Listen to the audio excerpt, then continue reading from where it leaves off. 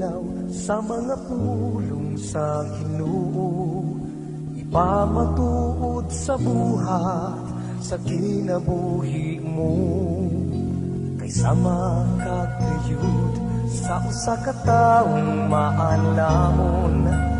nakatukod sa iyang balay, sa usa ka dakong bato, bisan sa kusog nga unos ug walay hunong nga ulan, hangin nga mapusog magpabilin, kini nga dili matarok sa mauntani ini ang kalikon sa pagtuo sa kada tao, pangayoon ta kini nga grasya gikan niya.